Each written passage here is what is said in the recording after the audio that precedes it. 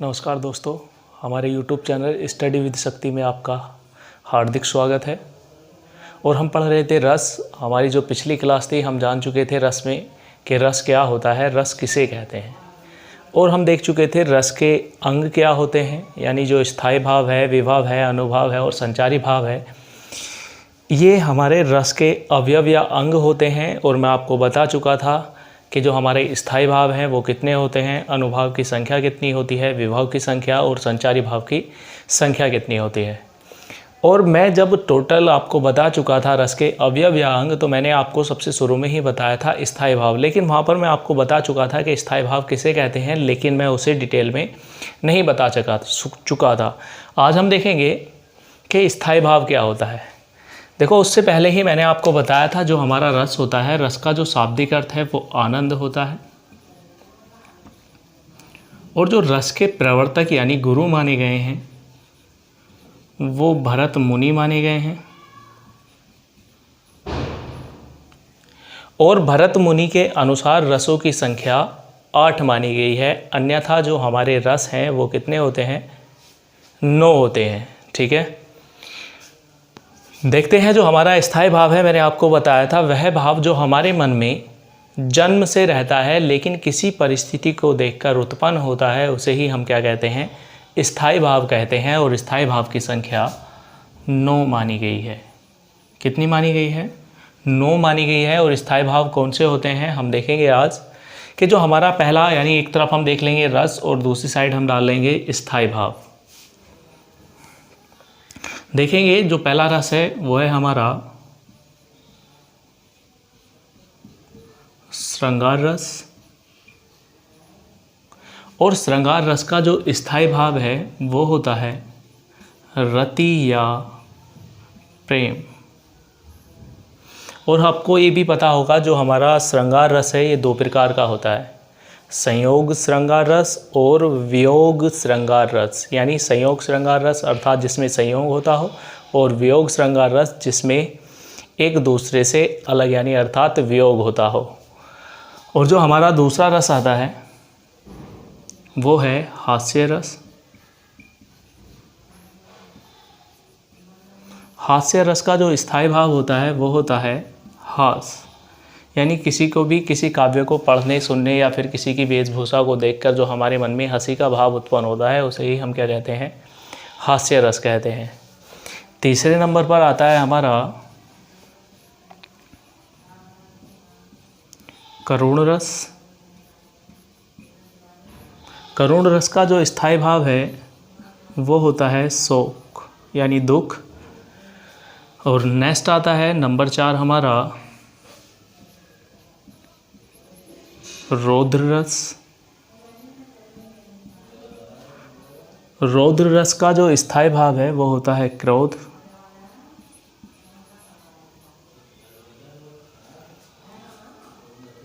Next आता है जो हमारा 5वें नंबर पर अद्भुत रस, जिसका स्थायी भाव होता है आश्चर्य या आश्चर्य।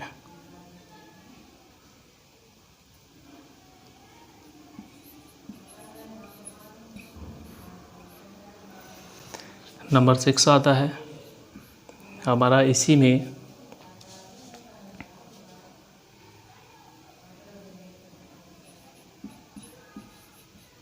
विभत्स रस। विभत्स रस का स्थायी भाव होता है जुगुप्सा या घृणा। और नंबर 7 पर हमारा इसी में आता है वीर रस। वीर रस का स्थायी भाव होता है उत्साह। और नंबर 8 आता है भयानक रस। और भयानक रस का स्थायी भाव होता है भय या डर। और नंबर 9 आता है हमारा शांत रस। और शांत रस का स्थायी भाव होता है।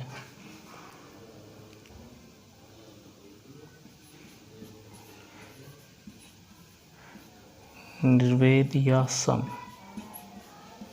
सम या निर्वेद भी कह सकते हैं, निर्वेद या सम भी कह सकते हैं।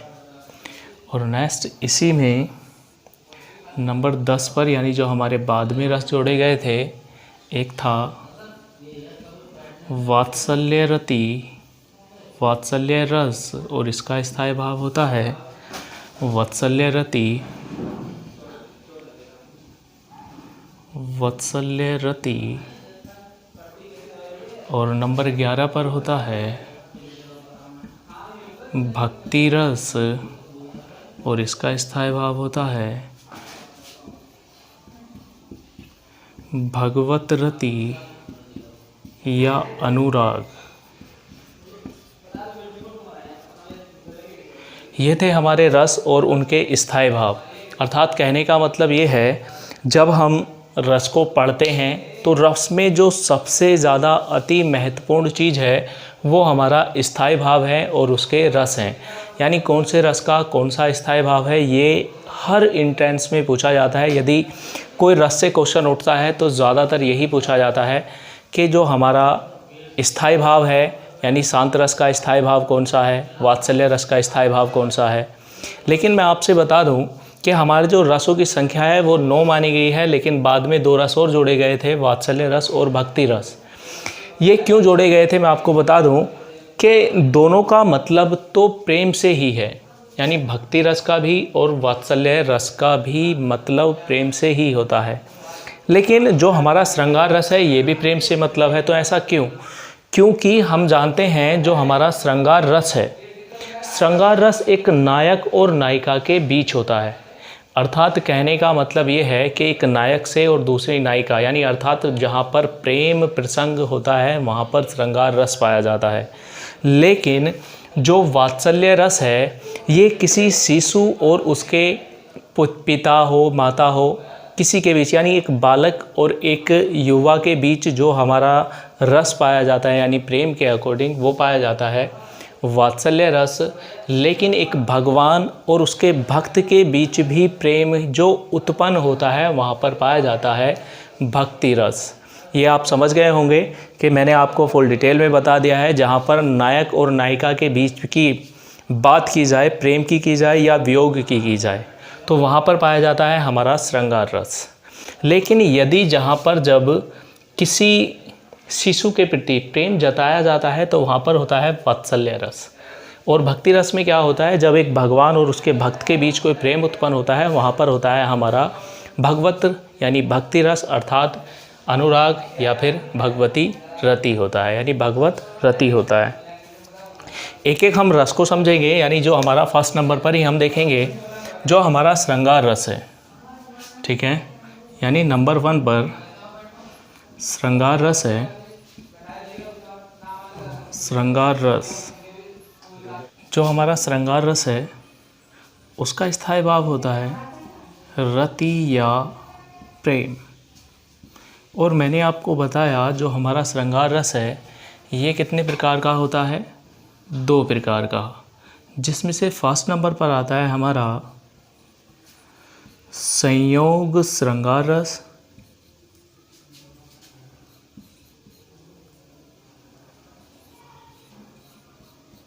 संयोग श्रृंगार रस, और दूसरे पर आता है वियोग श्रृंगार रस।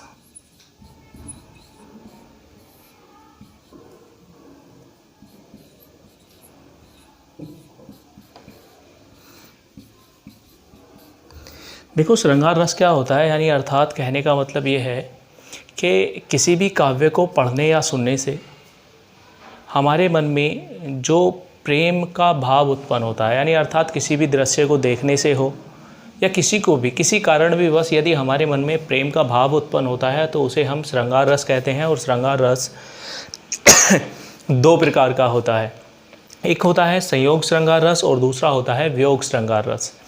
कहने का मतलब ये है जो संयोग श्रृंगार रस है इसमें क्या होता है, जब नायक और नायिका के बीच कोई प्रेम प्रसंग चल रहा होता है और वो एक दूसरे के मतलब ऐसा नहीं कि मैं ये नहीं कह रहा कि यदि कोई व्यक्ति मतलब अपने गांव से दूर कमाने के लिए जा रहा है और अपनी पत्नी से बात कर रहा है अच्छे से, यानी अच्छे से उसका ध्यान रखना है, यानी अर्थात उससे प्रेम करता है, तो वो कहलाता है संयोग श्रृंगार रस।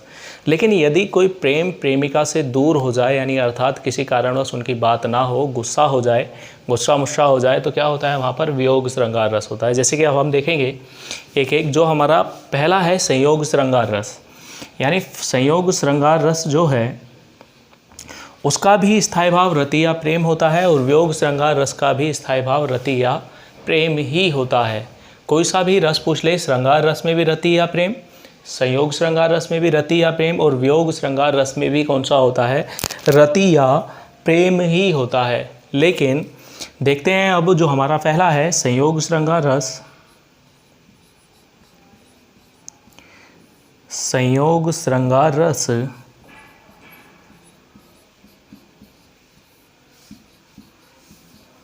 उदाहरण से समझेंगे इसे।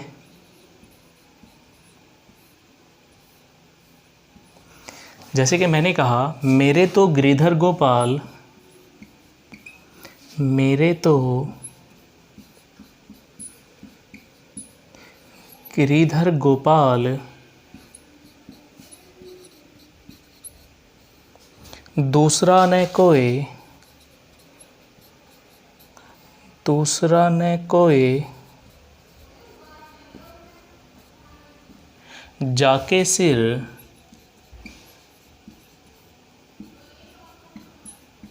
मोर मुकुट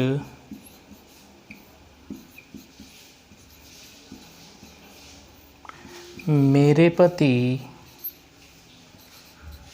सोए, यानी मेरे पति सोई। यानी अर्थात कहने का मतलब ये है, जो राधा जी हैं वो कह रही हैं कि मेरे तो गिरिधर गोपाल, यानी अर्थात कहने का मतलब ये गिरिधर गोपाल यानी गिरि को धारण करने वाले कौन थे, गोपाल थे। अर्थात ऐसा सुना गया है कि जो कृष्ण जी थे उन्होंने कंच की उंगली पर ही एक पर्वत को धारण कर लिया था। ये जब से ही उन्हें क्या कहते थे, गिरिधर कहते थे। तो मेरे तो गिरिधर गोपाल दूसरा ना कोई, यानी मेरे तो केवल गिरिधर गोपाल हैं, श्री कृष्ण जी हैं, दूसरा ना कोई, यानी दूसरा कोई भी नहीं है। जाके सिर मोर मुकुट मेरे पति सोए, यानी अर्थात उनकी पहचान बता रही हैं कि उनके सिर पर किसका मुकुट है, मोर का मुकुट है, और मेरे पति वही हैं। यानी अर्थात यहाँ पर क्या है कि जो नायक और नायिका है, यानी जो नायिका है वो अपने पति के बारे में बता रही है, पहचान बता रही है कि मेरे पति बस वही हैं, मैं उनसे ही प्रेम करती हूँ, दूसरे से प्रेम नहीं करती। इसीलिए यहाँ पर कौन सा रस होगा, संयोग श्रृंगार रस होगा। यदि बात करें हम वियोग श्रृंगार रस की, मैं इसे थोड़ा सा रफ कर देता हूँ यहाँ से, ठीक है, दोनों रस ही एक साथ समझ में आ जाएंगे, क्योंकि ये तो नोट कर लिया होगा आपने। इसे मैं थोड़ा सा रफ कर देता हूँ, और जिन्होंने नोट नहीं किया होगा वो हमारी वीडियो को पॉज करके नोट कर सकते हैं। देखते हैं दूसरा, हमारा दूसरा था इसी में, यानी इसी का दूसरा भाग जो था वो था वियोग श्रृंगार रस।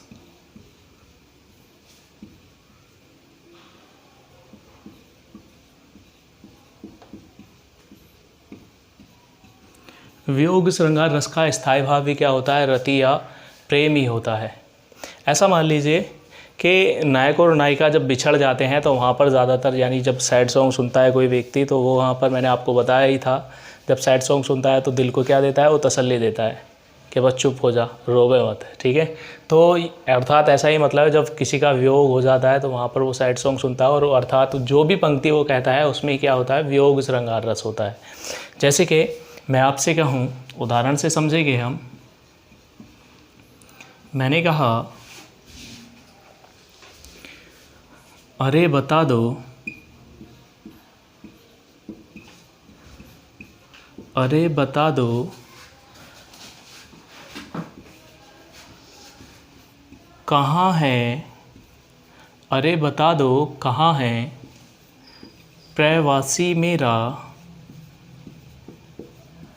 अरे बता दो कहाँ है प्रवासी मेरा, इसी बावरे से, इसी बावरे से मिलने को डाल रही मैं फेरा।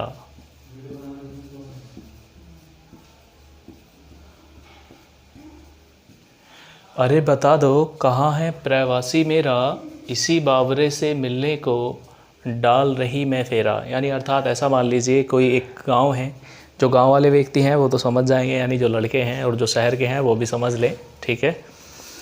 ऐसा मान लीजिए कोई एक हमारा एक विलेज है, यानी गांव है छोटा सा। तो क्या हुआ कि लड़की का घर यहाँ पर है और लड़के का घर यहाँ पर है, ठीक है। अर्थात किसी कारणवश दोनों की मुलाकात हो जाती है और क्या हो जाता है, उनके बीच प्रेम हो जाता है। और प्रेम होने के साथ साथ क्या हुआ कि वो एक दूसरे से बातें करने लगे, ठीक है। फ़ोन पर बातें चल रही हैं और किसी कारणवश कुछ ना कुछ वजह से उनकी बात होनी बंद हो जाती है, यानी गुस्सा मुस्सा हो जाता है थोड़ी देर के लिए। तो क्या हो जाता है, लड़का गाँव छोड़ करके बाहर चला जाता है। तो क्या करती है लड़की ने उसकी फ़ोटो ली और फ़ोटो लेकर के क्या कहती है, अरे बता दो कहाँ है प्रवासी मेरा, इसी बावरे से मिलने को डाल रही मैं फेरा। यानी अर्थात कहने का मतलब ये है कि दोनों के बीच प्रेम तो है, लेकिन क्या हुआ कि किसी कारणवश झगड़ा होने की वजह से वो एक दूसरे से दूर हो गए, और दूर होने के कारण ही वहाँ पर क्या हुआ, वियोग श्रृंगार रस हुआ। जैसे कि कहते हैं कि कागज़ पर लिखित ना बनत कहत संदेश, अखियाँ हरि दर्शन की भूखी कैसे लजाए रहो भेस। यानी अर्थात कहने का मतलब ये है कि राधा जी क्या थी कि जब कृष्ण जी छोड़ करके चले गए थे तो राधा जी ने अपना भेष ऐसा कर लिया था, यानी देखने लायक था। जब उनके वियोग में वो रो रही थी तो क्या था, जब वो कृष्ण जी चले गए थे तो राधा क्या थी, उनके वियोग में बहुत ज़्यादा रोही, और वहाँ पर ही क्या उनके मुँह से ये शब्द निकले, और वहाँ पर भी क्या हुआ, वियोग श्रृंगार रस हुआ, ठीक है। तो आप समझ गए होंगे कि हमारा जो श्रृंगार रस है, संयोग श्रृंगार रस हमें कब लगाना है और वियोग श्रृंगार रस हमें कब लगाना है, ठीक है। बात करते हैं इससे अगले रस की। जो इससे अगला रस है, मैं इसे रफ़ कर देता हूँ इधरली साइड को, आपने नोट तो कर ही लिया होगा।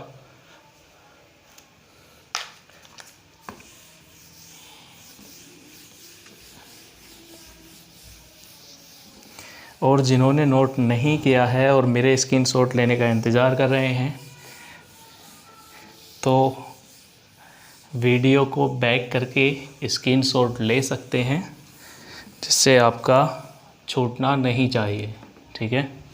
जो हमारा नेक्स्ट रस था वो था हास्य रस, यानी जो हमारा नंबर 2 है वो है हास्य रस। और मैंने आपको बताया अभी कि जो हमारा हास्य रस है उसका स्थायी भाव होता है हास, यानी अर्थात कहने का मतलब है कि किसी भी काव्य को पढ़ने या सुनने से या किसी भी वेशभूषा को देखकर जो हमारे मन में हंसी का भाव उत्पन्न होता है उसे ही हम क्या कहते हैं, हास्य रस कहते हैं, ठीक है। हास्य रस के प्रकार तो नहीं होते, लेकिन कभी कभार एक क्वेश्चन बहुत पूछ लिया जाता है कि जो हमारा श्रृंगार रस का मैत्री कौन है, यानी अर्थात जो श्रृंगार रस का मित्र पाया जाता है वो कौन पाया जाता है, वो हमारा हास्य रस होता है, ठीक है। ऐसा नहीं कभी आप इनमें से ही कोई सा दे दिया जाए एक और आप सोच लो कि मैत्री यही होगा, यानी इसी का भाग है, तो ऐसा नहीं है। जो रस का मैत्री होता है वो हास्य रस होता है, ठीक है। तो इसके उदाहरण से समझेंगे हम कि हंसी कैसे उत्पन्न होती है। उदाहरण देखेंगे,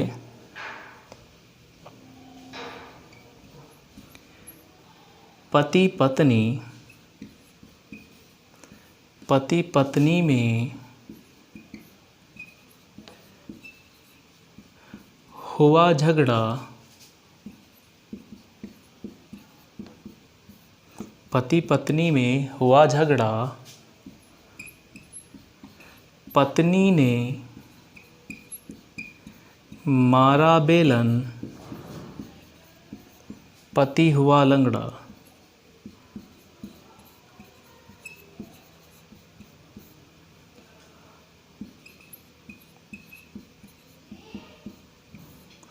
पति पत्नी में हुआ झगड़ा, पत्नी ने मारा बेलन, पति हुआ लंगड़ा। अर्थात कहने का मतलब ये है कि पति पत्नी में किसी चीज़ को लेकर के झगड़ा हो गया और पत्नी ने क्या काम करा, वो अपने दहेज से क्या लेकर आते हैं। अब तुमने देखा होगा जब भी लड़की की शादी होती है तो एक चीज़ ज़्यादातर चमकती है, क्या, बेलन, ठीक है। यानी जब कोई भी किसी की भी शादी होगी आप में से तो क्या होगा कि लड़की बेलन ज़रूर लेकर आएगी, तो बच के रहना, ठीक है, या फिर शादी ही मत करना। तो पति पत्नी में हुआ झगड़ा, पत्नी ने मारा बेलन, पति हुआ लंगड़ा। और जो शादी करो तो ध्यान रख लेना, पहले ही कह देना हमें दहेज में बेलन नहीं चाहिए, ठीक है, कि चकला चकला दे दीजिए, ठीक है। तो ये हमारा हास्य रस है, यानी किसी भी पंक्ति को या फिर किसी की वेशभूषा को देखकर जब हमें हंसी का भाव उत्पन्न होता है, वहाँ पर ही क्या कहलाता है, हास्य रस कहलाता है, ठीक है। जैसे कि एक और उदाहरण देख लेते हैं।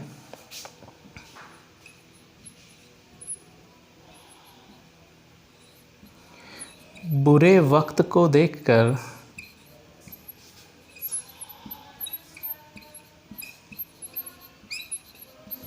बुरे वक्त को देखकर गंजे तू क्यों रोए,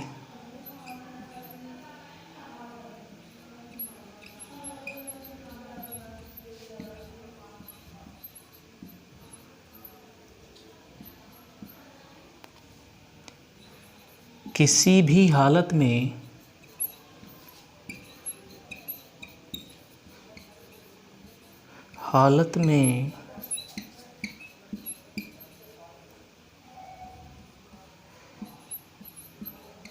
तेरा बाल ना बाका होए।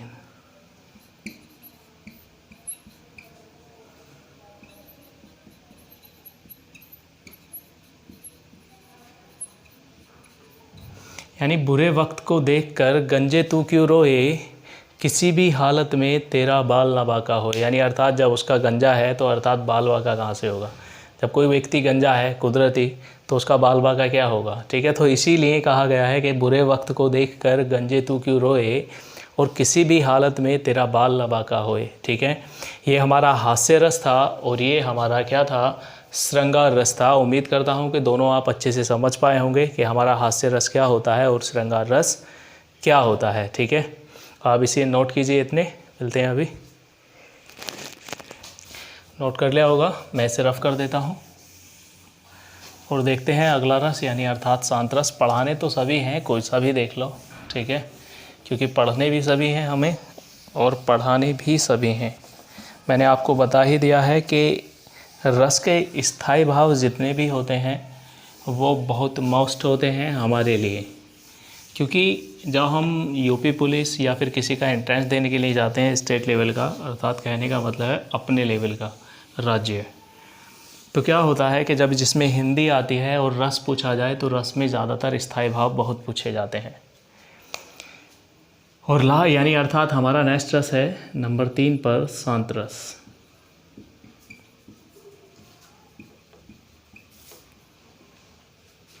और शांत रस का जो स्थायी भाव है वो क्या है, सम या निर्वेद।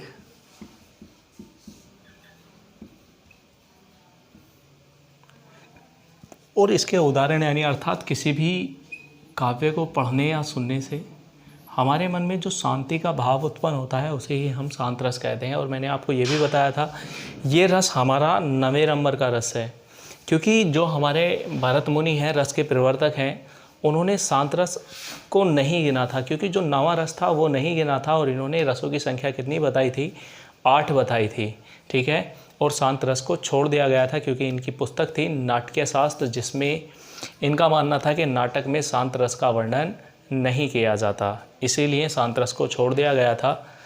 इसके उदाहरण से समझेंगे, जैसे कि मैं कहूँ, माटी कहे कुम्हार से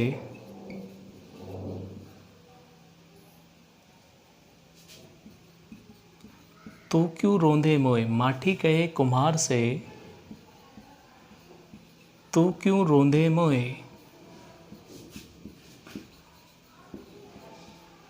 मोए एक दिन ऐसा आएगा, एक दिन ऐसा आएगा मैं रोंदूं तोए।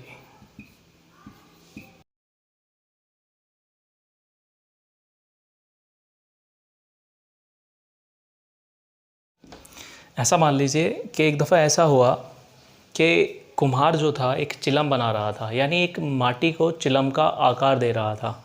तो जो कुम्हार की पत्नी है कुम्हार से कहती है कि आप चिलम क्यों बना रहे हो, सुराही क्यों नहीं बनाते, कि गर्मी का मौसम है, सुराही ज़्यादा बिकेगी और चिलम बना रहे तो वो खुद भी जलेगी और दूसरों को भी जलाएगी, और आप सुराही बनाएंगे तो खुद भी शीतल रहेगी और दूसरों को भी शीतल करेगी।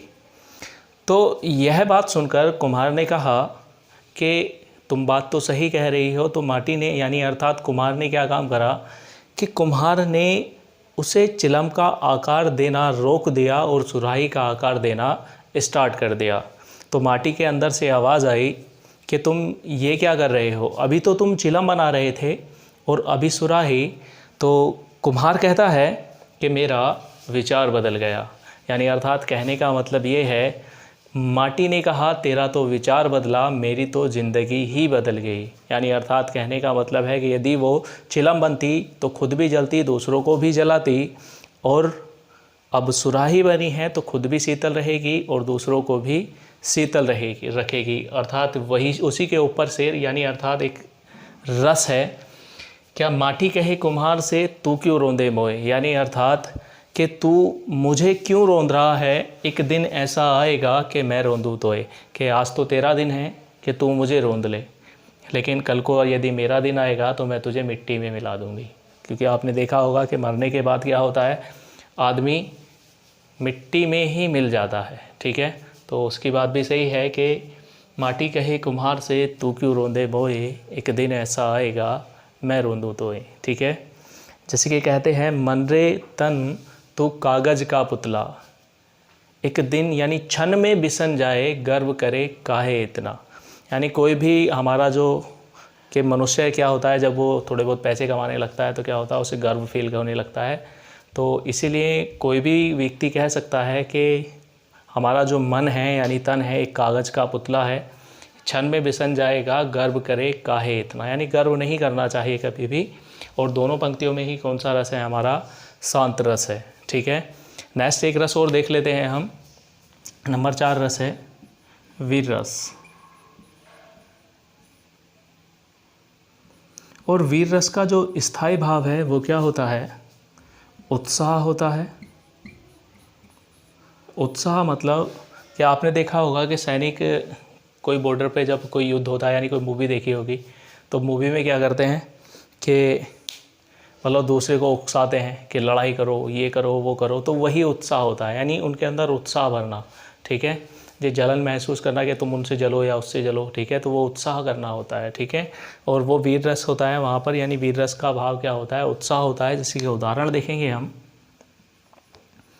उदाहरण से समझेंगे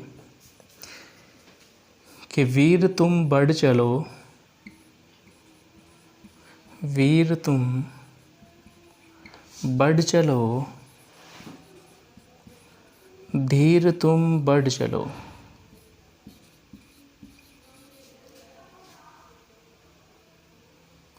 धीर तुम बढ़ चलो, आगे पहाड़ हो,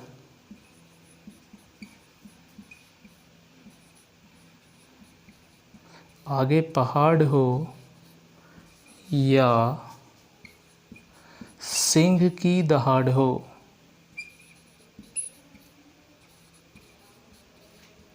सिंह की दहाड़ हो, तुम कभी रुको नहीं,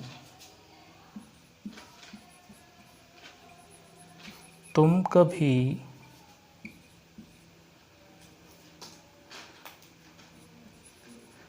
कभी रुको नहीं, तुम कभी झुको नहीं।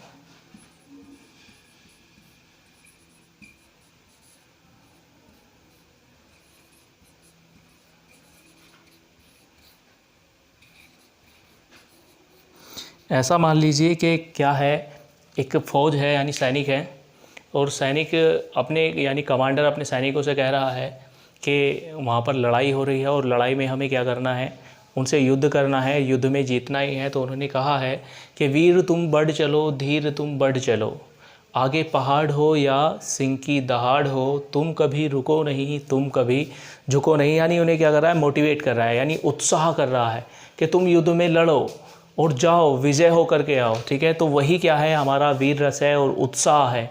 ठीक है, यही क्या कहलाता है, हमारा वीर रस या उत्साह कहलाता है। और हमने अभी तक देखे हमारे 4 रस, और हम देखेंगे इससे अगले जितने भी हमारे रस हैं नेक्स्ट क्लास में।